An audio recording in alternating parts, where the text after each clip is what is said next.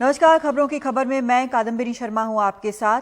सोमवार रात को भारत और चीन के सैनिकों के बीच हुई हिंसक झड़प में 20 भारतीय सैनिकों की शहादत के बाद अब धीरे धीरे कई चीजें बाहर आईं। ये घटना इतनी चौंकाने वाली है कि कई सवाल उठ रहे हैं, सैन्य सवाल, कूटनीतिक और राजनीतिक।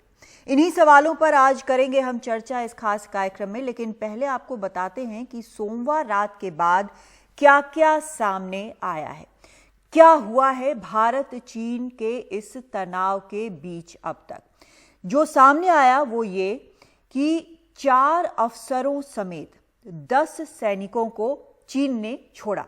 इसका क्या मतलब? इसका ये मतलब है कि वो चीन के पास थे, चीन ने उनको अपने कस्टडी में रखा हुआ था।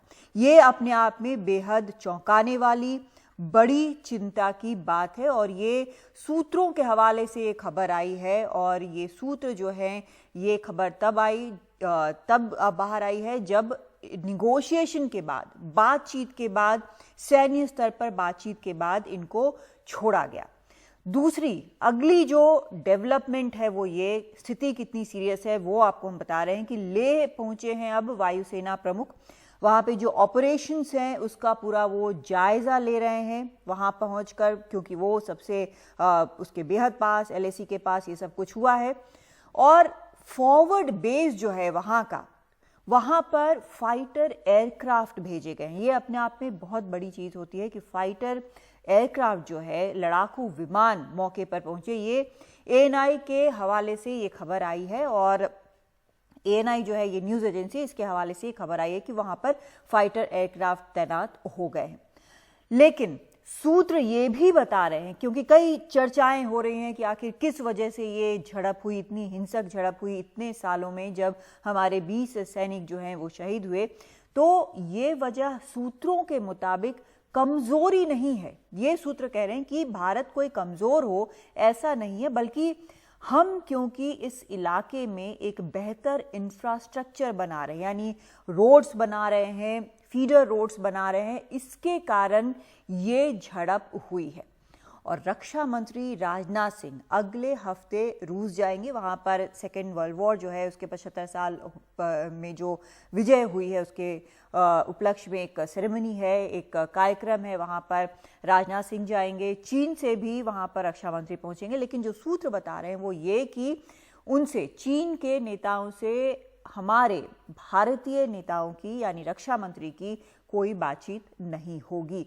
लेकिन अपने आप में ये दौरा काफ़ी महत्वपूर्ण है, पहले से तय है, लेकिन महत्वपूर्ण इसलिए है क्योंकि रूस और चीन भी काफ़ी अच्छे सहयोगी हैं। 2001 से फ्रेंडशिप एंड कोऑपरेशन का जो इन्होंने साइन किया है और उसके बाद से कई मुद्दों पर साथ साथ रहे, खासकर अमेरिका के मुद्दे पर तो बिल्कुल साथ साथ ये रहे हैं। तो वहाँ पर जाना हमारे रक्षा मंत्री का भी एक तरह से ये एक सिग्नल बताया जा सकता है, एक अहम कदम बताया जा सकता है। लेकिन चीनी नेताओं से वो कोई बातचीत नहीं करेंगे। दूसरी तरफ विपक्ष जो है वो सवाल उठा रहा है। कांग्रेस नेता राहुल गांधी ने कहा है कि चीन की घुसपैठ के बारे में सरकार सोती रही और उसने समस्या से ही इनकार कर दिया। ये सवाल कई विपक्षी नेता उठा रहे हैं, बार बार उठा रहे हैं। राहुल गांधी ने भी उठाया है कि पहले अगर पता चलता तो हालात अलग होते। और इस सब के बीच जो मांग विपक्ष कर रहा था कि एक सर्वदलीय बैठक होनी चाहिए, वो बैठक आज बुलाई गई शाम 5 बजे, जिसमें रक्षा मंत्री और विदेश मंत्री ने ब्रीफिंग दी। यहां पर इस बैठक में ज्यादातर जो नेता है उन्होंने कहा कि वो सरकार के साथ है। लेकिन कांग्रेस अध्यक्ष सोनिया गांधी ने यह कहा कि सर्वदलीय बैठक बुलाने में देरी की गई। उन्होंने ये भी कहा कि बहुत सारे तथ्यों को लेकर विपक्ष जो है वो अंधेरे में, लेकिन साथ में ये भी कहा कि विपक्ष जो है वो बिल्कुल चट्टान की तरह सेना के साथ खड़ा है।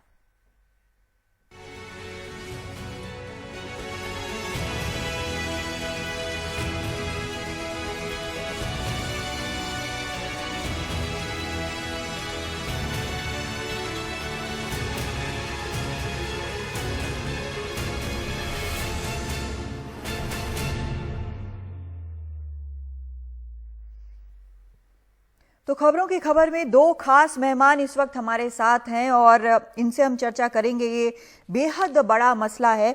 दिनकर पेरी हैं, रक्षा संवाददाता हैं द हिंदू के, और निर्मल पाठक एडिटर हैं पीटीआई भाषा के। दोनों हमारे साथ जुड़ रहे हैं। पहले मैं दिनकर आपके पास आना चाहूंगी। आपकी रिपोर्ट सुबह सुबह आज छपी है अखबार में कि किस तरह से 10 भारतीय सैनिकों को, जिनमें अफसर भी हैं, उनको रिहा किया गया और ये बातचीत के बाद हुआ है। उसके बाद कई सवाल उठ रहे हैं कि क्या कुछ छिपाया गया, क्यों छिपाया गया, खासकर विपक्ष कई सवाल यहां पर पूछ रहा है।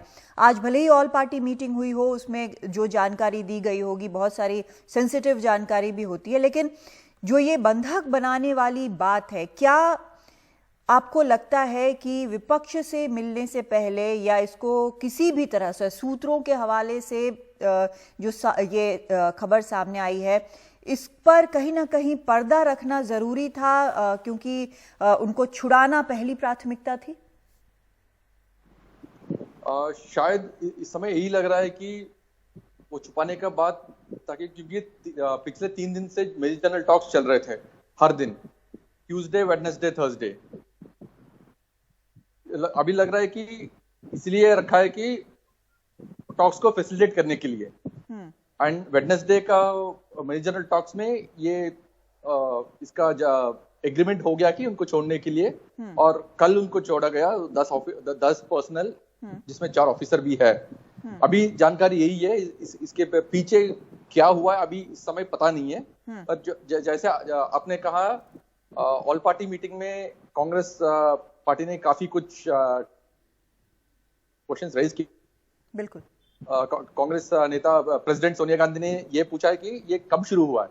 हाँ। क्योंकि हमें पता है कि मई 5 तारीख को ये शुरू हुआ है। 5 तारीख को शाम को पैंगोंग त्सो में लड़ाई हुआ दोनों सेना के बीच में। काफी संख्या में सैनिक थे वहां पे, घायल भी हो गए काफी लोग। ये हमें 10 तारीख को पता चला, 10-11 तारीख को पता चला कि ये हुआ है। और मेन 9 तारीख को फिर नाकुला में भी क्लैश हुआ था दोनों सैनिकों के बीच में। ये तो हमें ये पता है कि मई 5 को शुरू हुआ है, पर कुछ रिपोर्ट्स ये भी बता रहे कि इसके पहले ही भी मोबिलाइजेशन हो चुका है, चाइनीज का मूवमेंट हुआ है, चाइनीज आके अंदर आना शुरू हुआ है उनका अलग अलग जगह में, ईस्टर्न लद्दाख और सिक्किम नाकुला में। पर इससे भी अभी क्लैरिटी नहीं है, सरकार ने भी उसके बारे में कुछ बोला नहीं है। तो कांग्रेस पार्टी ये भी पूछा है कि ये कब शुरू हुआ है, क्यों पता नहीं चला। Dinkar, as a defence correspondent, आपको जब आप और 2-3 और जो रिपोर्टर्स हैं वो लगातार रिपोर्ट कर रहे थे इस पूरे मसले पर कि किस तरह से वहां पर बिल्डअप हो रहा है चाइनीज सेना का, तो क्या ये किसी भी प्रकार से संभव है कि सरकार को इसकी खबर नहीं थी या मंशा का अंदाजा नहीं था? सबसे बड़ा क्वेश्चन यही है कि मिड अप्रैल से लग रहा है कि ये शुरू हुआ है चाइना का मोबिलाइजेशन, तो हमें क्यों पता नहीं चला, या पता चला तो हमने उसी टाइम पे मोबिलाइजेशन क्यों नहीं किया। हाँ। क्योंकि हमें इस वक्त हमें इतना पता है कि पैंगोंग त्सो, गालवान में काफी जगह में, लाइक पेट्रोलिंग पॉइंट 14, 15, 17A और गोगरा हॉट स्प्रिंग एरिया में चीन के सैनिक ने आके बैठ गए। हाँ, वहां पे थोड़ा बिल्डअप भी किया है। उसके साथ साथ में पीछे एलएसी के, उनके तरफ एलएसी के पास भी काफी मोबिलाइजेशन हुआ है। बिल्कुल। ऐसे ही गवर्नमेंट सोर्सेस ने बताया कि चाइना ने लड़ाकू विमानों भी पास लेके आया उनके जहां एयरबेसेस है वहां पे, और आर्टिलरी, टैंक्स वगैरह भी मोबिलाइज किया है काफी जगह में। बिल्कुल। तो ये बहुत बहुत अहम सवाल है ये, लेकिन जिसके पूछने ना जिसका कोई जवाब है फिलहाल, ना अभी पूछने को लेकर कुछ भी कहा जा रहा है। निर्मल पाठक, मैं आपके पास आना चाहूंगी। ऑल पार्टी मीटिंग हुई है, विपक्ष कह रहा है हम सेना के साथ खड़े हैं, लेकिन विपक्ष जो सवाल उठा रहा है, क्या ये सही वक्त है ये सवाल उठाने का? क्योंकि ये सवाल न सिर्फ विपक्ष बल्कि जो लोग कवर कर रहे हैं, जो लोग एनालाइज कर रहे हैं, वो भी उठा रहे हैं कि कुछ सवालों के जवाब जो हैं वो पब्लिक डोमेन में आने चाहिए। देखिए, विपक्ष के सभी लोग कहेंगे इस समय कि कौन ऐसे समय में जब देश के सामने एक संकट है तो उसमें कोई भी जिसमें जरा सा भी सेंस होगा वो यही कहेगा कि हम देश के साथ, देश की सरकार के साथ, प्रधानमंत्री या सरकार जो भी फैसला लेगी उसके साथ खड़े रहेंगे। लेकिन ये स्थिति क्यों आई है, इस तरह की स्थिति क्यों बनी, इस पर सरकार ने क्योंकि पहले विपक्ष को भरोसे में नहीं लिया या उनको ब्रीफ नहीं किया, इसके उन लोगों का भी ये हक बनता है, वो भी राजनीति कर रहे हैं। इसमें मैं ऐसे लोगों से कतई सहमत नहीं हूँ कि ऐसे समय में राजनीति नहीं करनी चाहिए, वैसे समय में राजनीति नहीं करनी चाहिए।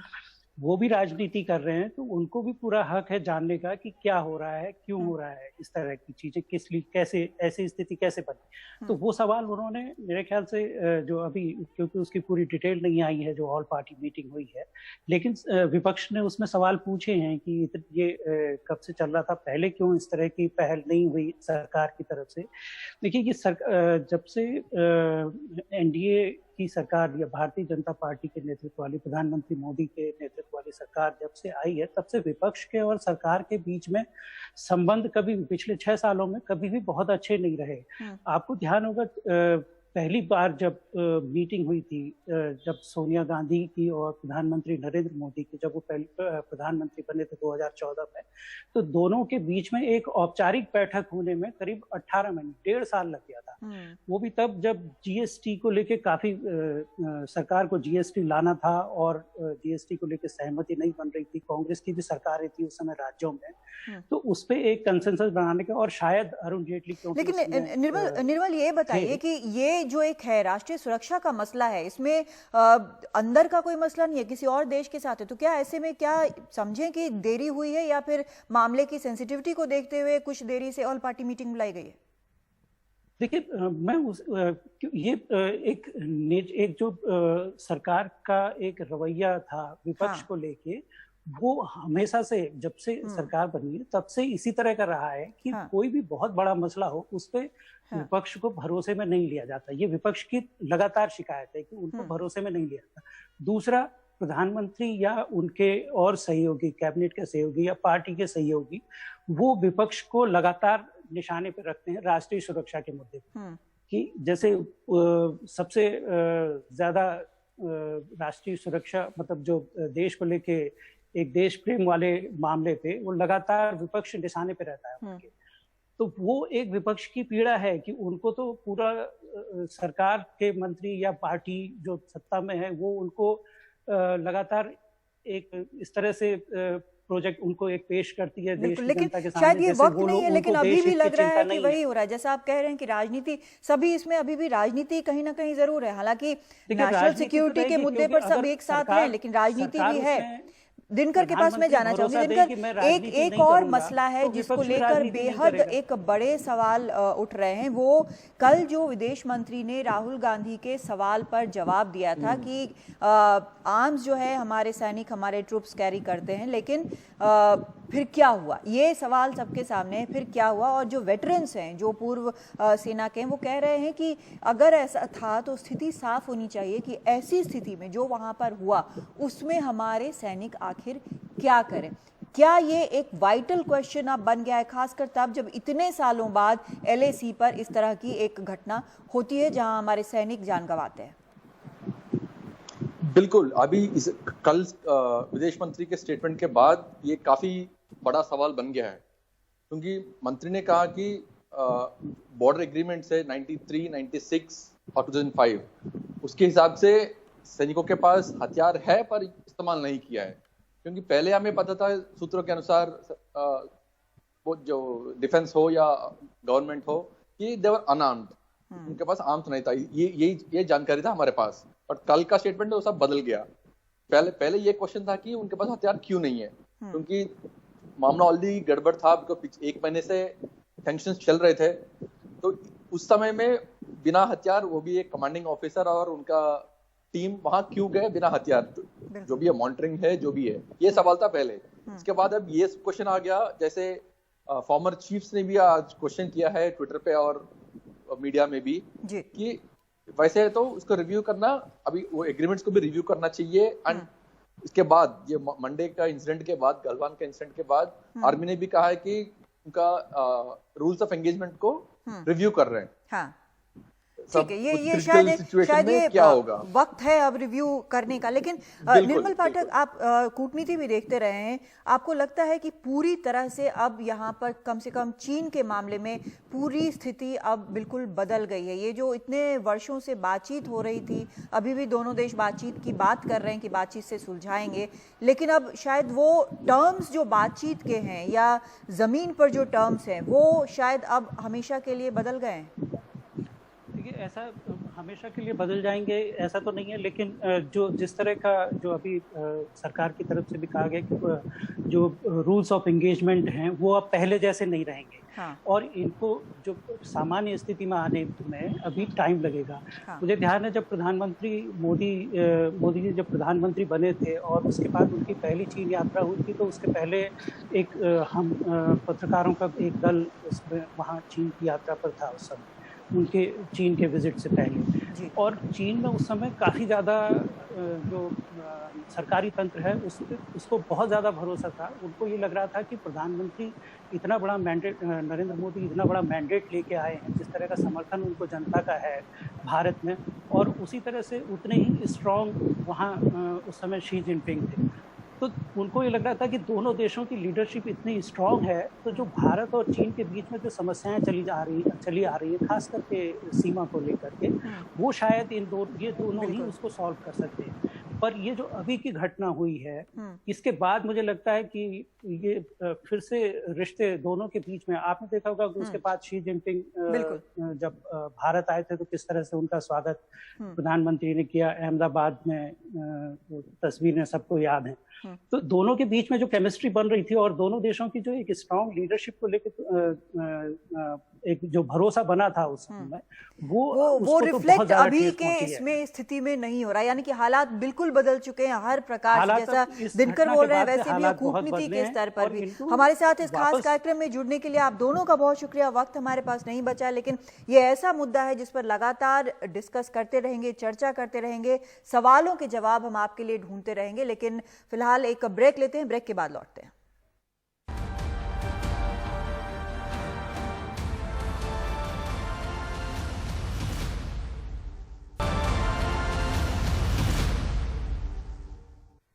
और आज चीन की सेना के साथ हुई झड़प में जान न्यौछावर करने वाले बिहार रेजिमेंट के जवानों को अंतिम विदाई दी गई। बिहार के वैशाली से जय किशोर सिंह को अंतिम विदाई देने के लिए बहुत लोग जुटे। जैसा तस्वीरों में आप देख रहे हैं, समस्तीपुर की तस्वीरें आपको दिखा रहे हैं। यहाँ पर अमन कुमार सिंह का पार्थिव शरीर उनके पैतृक गाँव ले जाया गया। इस दौरान कोई उन पर फूल बरसा रहा था तो कोई सैल्यूट कर रहा था। ऐसा ही नज़ारा बिहार के आरा में भी दिखा, जहां चंदन यादव को श्रद्धांजलि देने लोग जमा हुए। चीन के साथ झड़प में बिहार के 5 जांबाज थे। बिहार सरकार ने हर जवान के परिवार वालों को 36 लाख के अलावा परिवार के एक सदस्य को नौकरी का ऐलान किया है। इनके अलावा प्रयागराज में दीपक सिंह, पश्चिम बंगाल के बीरभूम में राजेश ओरांग, ओडिशा के मयूरभंज में नादुराम सोरेन को अंतिम विदाई देने के लिए बड़ी संख्या में लोग उमड़े।